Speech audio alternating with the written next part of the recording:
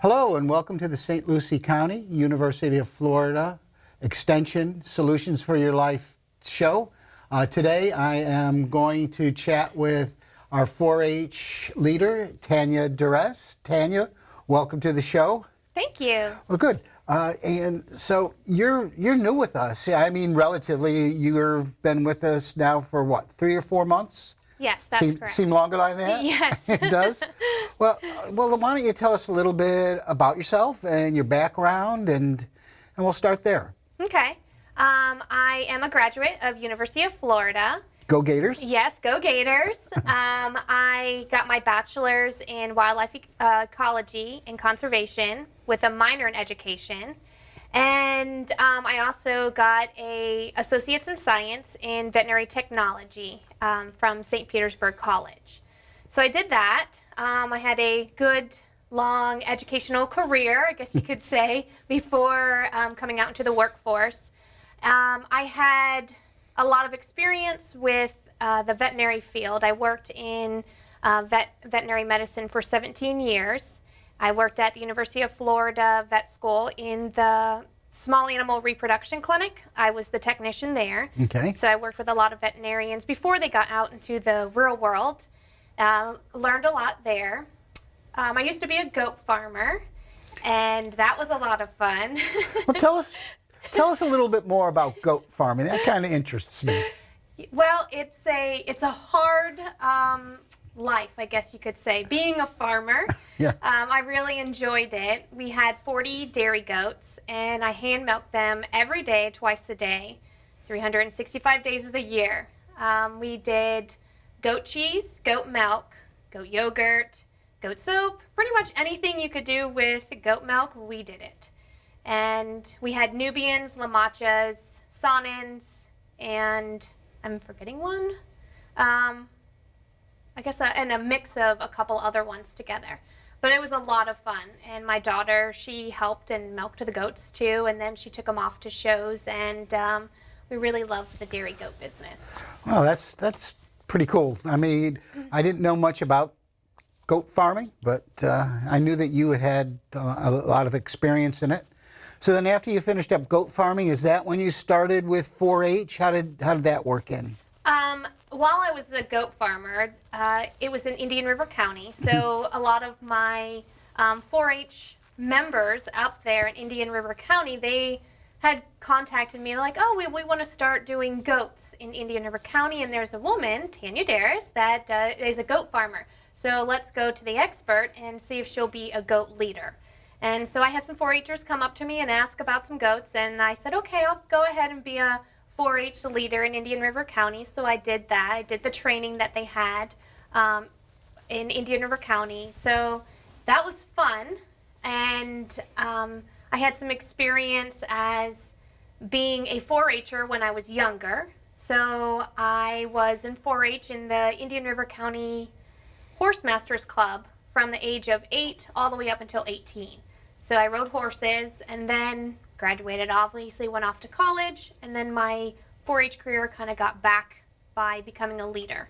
And then now I'm a 4-H parent of my daughter. Yeah, a lot of the times it seems that's how it works. You start off in 4-H in one of the 4-H clubs, and then if you stay in the area and you have children, then your child usually joins 4-H, and then I've heard of other 4-H leaders around the state that had been in 4-H from youth.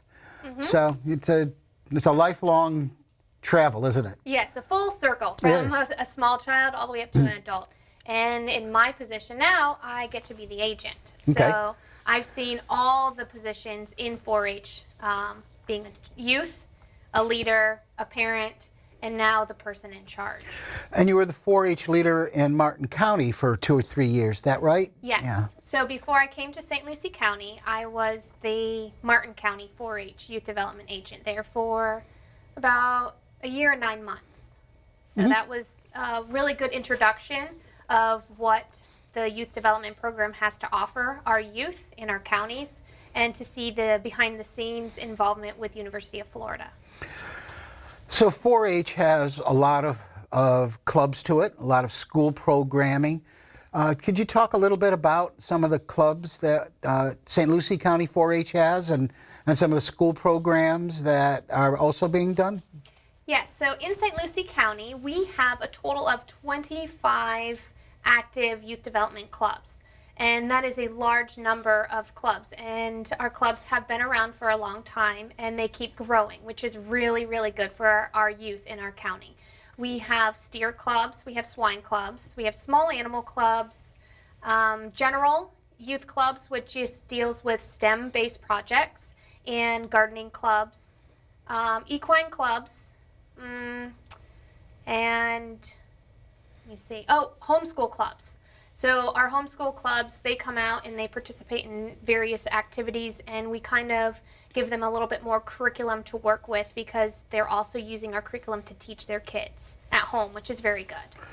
Well, and on the average, how many children do you have in the classes? 15, 20, or in the clubs? So in our clubs, we have to have a minimum of 5 kids to start a club.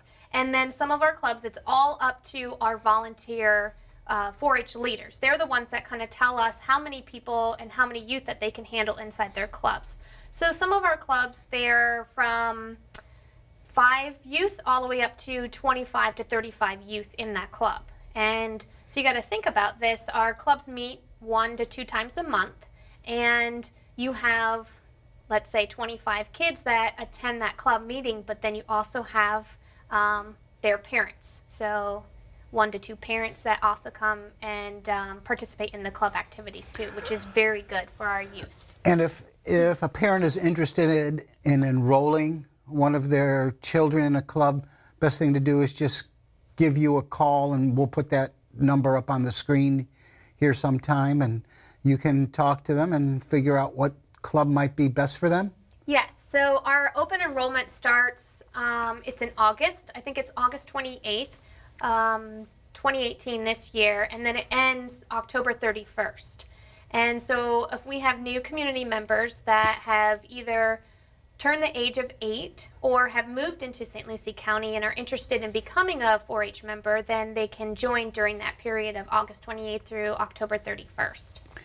And you also do school enrichment programming. Yes, we do. And you have 2 program assistants that help you out, Carly Barker and Debbie McManus.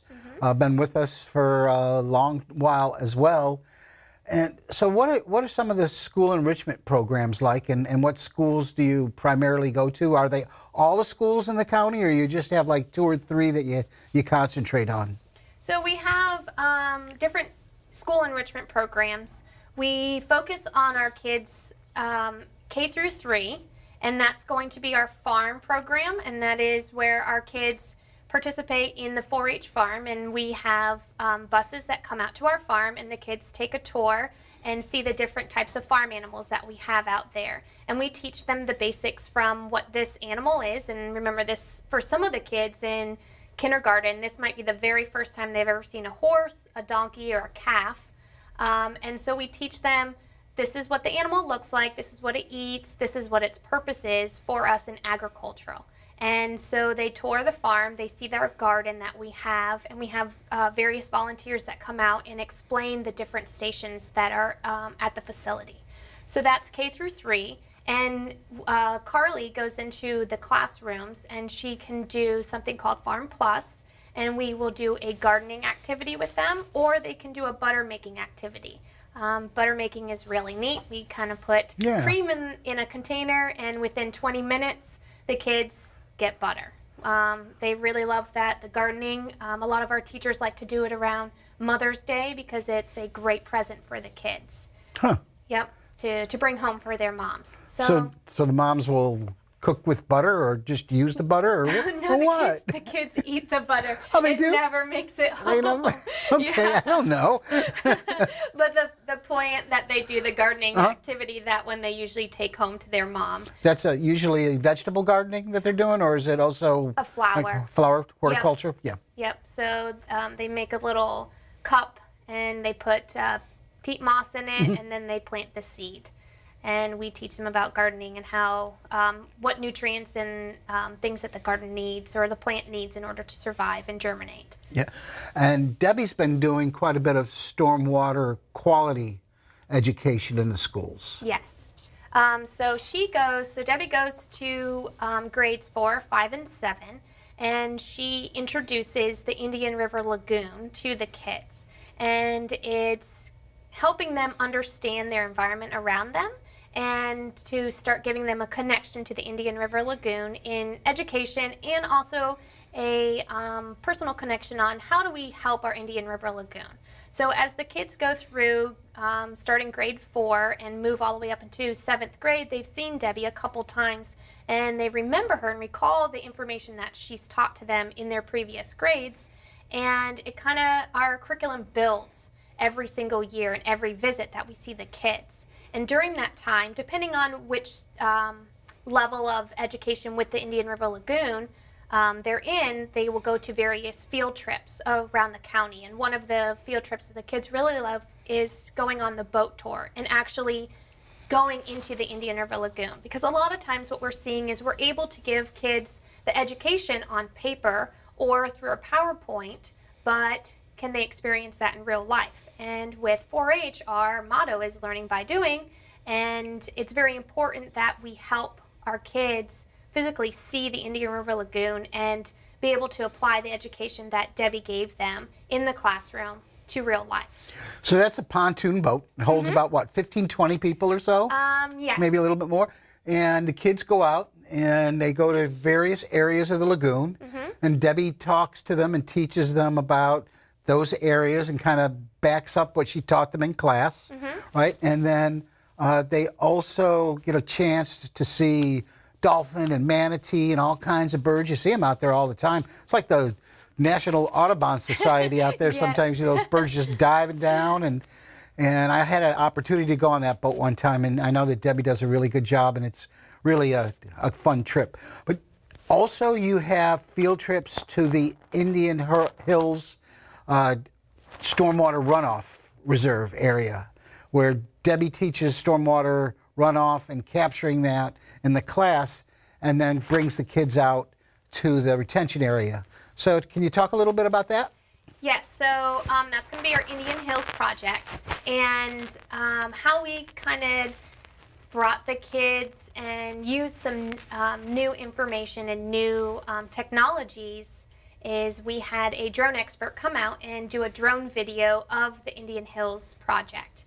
And so the kids come out, they learn about the Indian Hills program inside the classroom, and then we bring them out to the physical landscape. And they sit and they watch a little drone video so they see an aerial view of what the program is and how they have implemented the BMPs, which are best management practices. And so the kids go and walk around to every single BMP, and Debbie talks about all of the, I guess, good things that happen with those BMPs in place in helping our environment and slowing down the pollution that goes out into our Indian River Lagoon. Well, I had a chance to watch the video at the City of Fort Pierce Commission meeting, and also at the County Commission meeting. And Debbie was there and helped explain everything, and as far as you know, the various stations and what was going on. And the one drone shot coming up over the reserve, and then you look to the east and you saw the Indian River Lagoon, I thought was really impactful.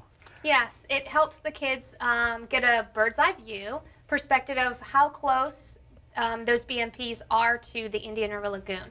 They are literally a walk away, and so then they can actually see the impact that they are having if they live close to that area with their trash or fertilizers, or the best thing is, you know, their dog waste that end up in their lawns. Yep.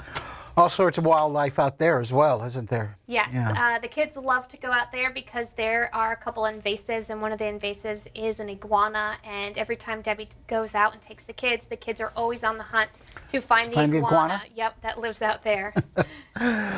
Well, let's kind of switch gears here. Now we know starting on Friday, right? This Friday we have the St. Lucie County Fair coming up.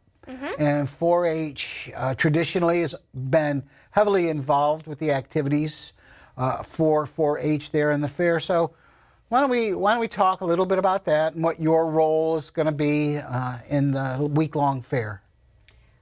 So our fair starts February 23rd through March 4th. And during that time, the kids have been raising these projects. So it started last year in September, and some of our steer kids that are doing a steer project, they started, let's say, in March. They got their project that they're showing and selling this year last year. So it's a year-long project for all of our 4-H youth to participate in the fair and to show these animals. So every single night there is some kind of show, auction, showmanship, some type of 4-H event.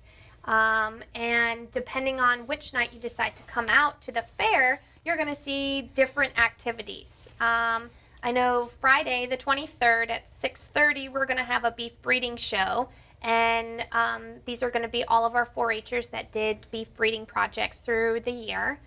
They'll be out there showing their animals. And if you go to the different types of barns, they have the small animal barn, the swine barn, the beef barn, and the horse barn. In our home arts building in there's kids and their projects all throughout the buildings and the barns displaying, and it's really neat to go out and talk to those kids and listen to what they did and what they learned through their project year. Yeah, I've been out to the barns a number of times, and you're right. It's really interesting to listen to a child who might have a hog or might have a horse or might have beef cattle, and just ask them how they went about feeding them and training them and working with them, and they're really knowledgeable. And they keep records of that too, don't they? Yes, so all of our kids have to turn in a record book, and it's on their project that they did for the year. And those record books are going to include when they purchased the animal, how much it cost them, how much it cost in vet bills, in feed, types of medications, supplies. And it kind of helps the kids understand that this is something that costs money, and at the end, if you sell your project, you should be reimbursed for that cost. Because what we're trying to do is we're trying to teach them what it's like to be a farmer in the world. So if you're going to raise steer in real life, how much does it actually cost to raise that animal, and is it profitable here in South Florida? And same with raising a swine project. Is that profitable? But we always want to make sure that we're covering all of our costs when doing this project. And it also helps the kids understand how to keep accurate records, because sometimes if we forget to add a bag of feed, our cost is going to be off by, let's say, $20 if that bag of feed costs that amount. So it's very important for all of our kids to keep those records. All right, looking down this list, also the small animal costume contest. I was there. I watched that last year, and the kids are just absolutely adorable. They'll dress their animals up, and sometimes they'll dress up as the animal. So, but there's also rabbit exhibitions in that barn area, or that's more of a tent area, isn't it? That area is a small animal barn. Oh, it is? Okay. Yep. They'll have their rabbits and their cavies, which are guinea pigs, and chickens and turkeys that are displayed in there. And I think they're ducks too. And that will all be grouped together in the small animal barn. And they do show those animals just like they do with the steers and the swine and the horses. They're just in smaller show arenas. And in that same small animal barn, we do have an embryology exhibit, which is put on by our office. And I love embryology. It's a great program that we have in our schools now. And the kids, they learn how chicks grow within a 21-day period, and they can handle the eggs during their classroom. And at the fair, it's really nice because we actually started the incubation process 19 days ago. So by fair, we'll have brand new chicks that the kids can see and watch grow over the week. And chickens grow very fast. They'll come out with all their little fluff, and by the end of the week on March 4th, they'll have a lot of feathers on them. So they're very cute. Well, you also have a program called Rent-A-Chick. Oh, yes. Yeah, let's talk about that a little bit. So the Rent-A-Chick program, it follows the embryology program that occurs in the classroom. So our teachers, they book our incubator, and the teachers have the eggs in their classroom for that 21-day period. And the kids love watching the chicks grow inside the egg. And then once they hatch, they usually have the chicks in their classroom for 3 days.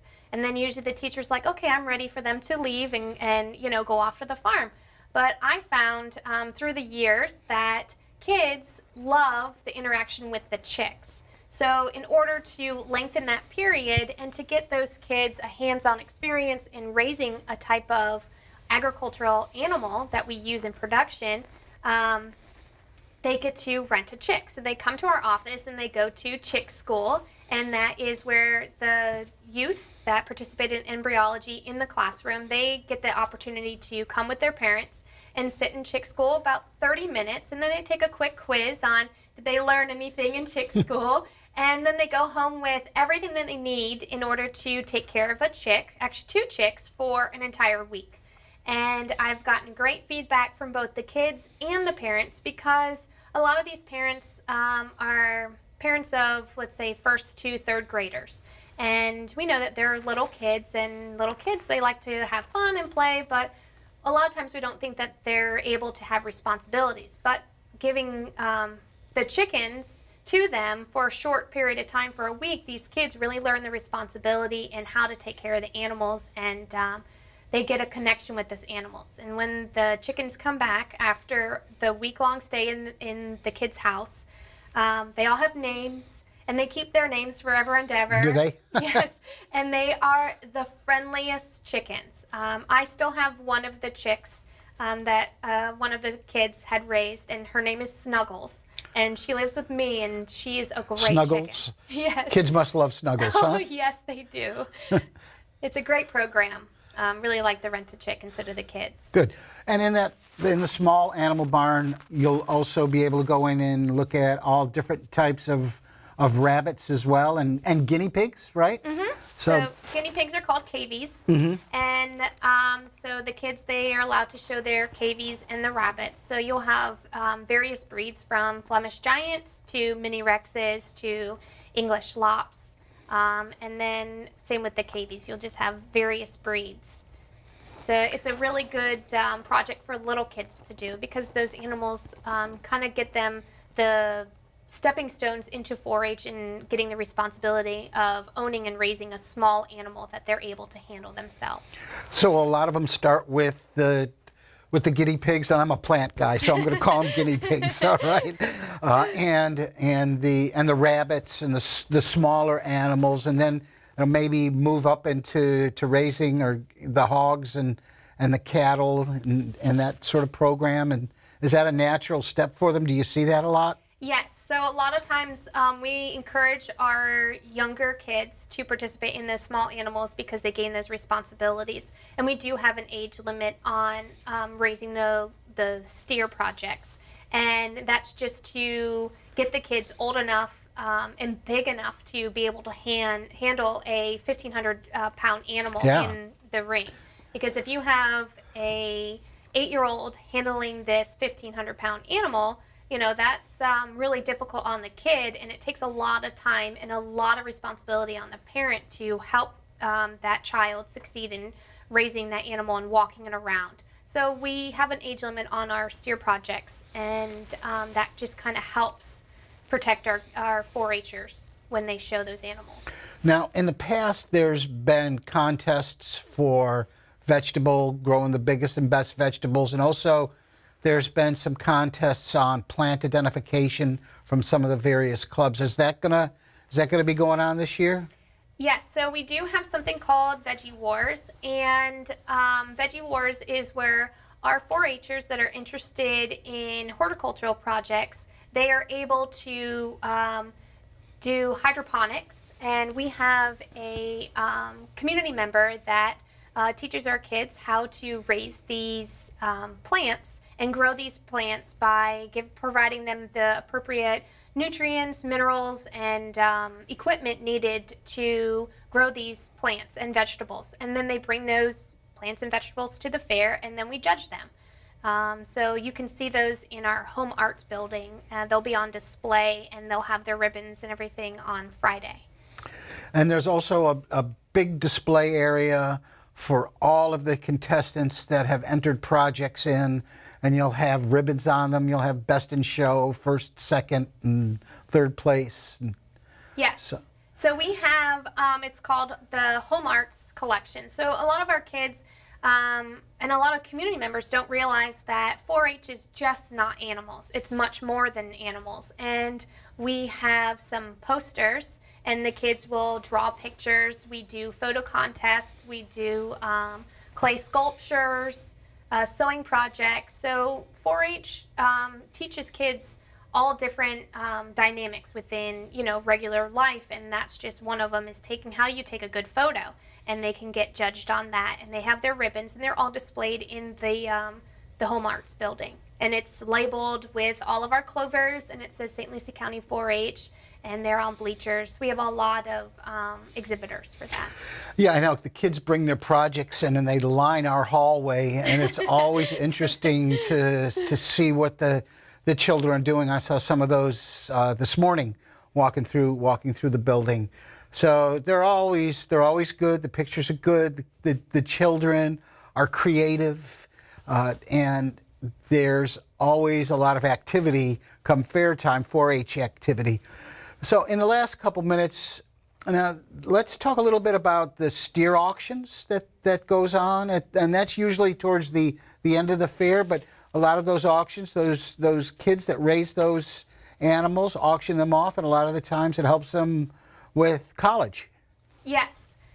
So the kids, once going back to their record books, they have the record books, and they want to make sure they cover their costs. So we will have a swine auction, which will be Sunday, February 25th at 4 o'clock, and then the steer sale will be Wednesday, February 28th at 7 o'clock.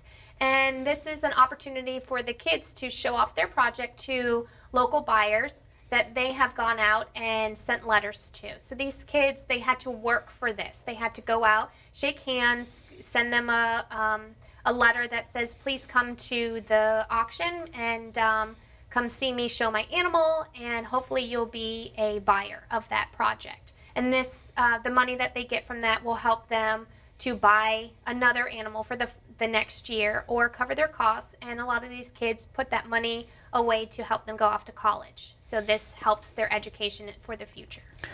So your children learn about raising an animal, about the cost, the business aspect, marketing, and sales, all throughout the course of a year or two or three. Yes, they do. So then, we're teaching them how to be young business men and women. All right. So in the last couple of seconds, the one question I have for you is, do you prefer funnel cakes or elephant ears?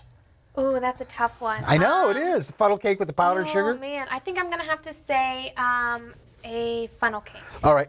With that, thank you for being with us today, and good luck with the fair this year. Thank you for having me. My pleasure.